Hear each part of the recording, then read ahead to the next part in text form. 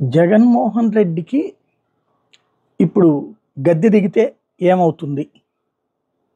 జైలుకి పంపించేస్తారు, ఇక రాష్ట్రంలో ఉండడు, విదేశాలకు పారిపోతాడు. చంద్రబాబు నాయుడు ఏమన్నా విదేశాలు పారిపోయారా?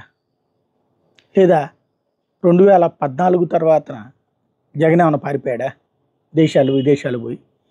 ఇవన్నీ అత్యుత్సాహ ప్రకటనలు తప్పించి ప్రాక్టికల్గా ఏముండదు. కొత్తగా పెట్టే కేసులు ఏముంటాయి?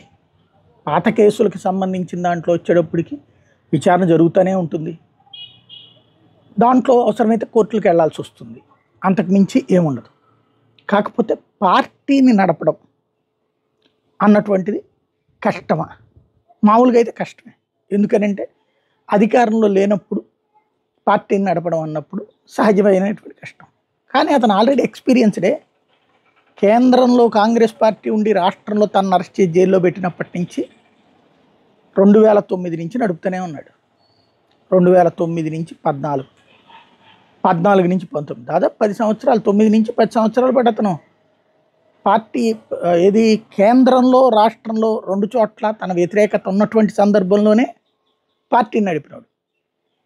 అతను నమ్ముకున్నటువంటి వాళ్ళు కూడా ఆ టైంలో ఉన్నటువంటి వాళ్ళే కదా.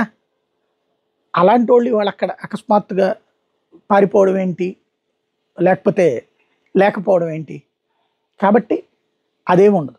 కాకపోతే పార్టీ మూసేస్తారు, ఇది సాధ్యమా? తెలుగుదేశం పార్టీ ఎవరన్నా మూసేశారా? లేకపోతే కనుక టీఆర్ఎస్ ఎవరన్నా మూసేశారా? ఆమ్ ఆద్మీ పార్టీ మూసేశారా? ఇవన్నీ ఆవేశపూరితమైనటువంటి కబుర్లు. కాకపోతే ఏంటంటే అందరు లీడర్లు ఉండకపోవచ్చు, వెంట కొంతమంది వెళ్ళిపోవచ్చు, కూటమి వైపుకి వెళ్ళిపోవచ్చు. అది మాత్రం జరుగుతుంది, అంతవరకు ఖాయం.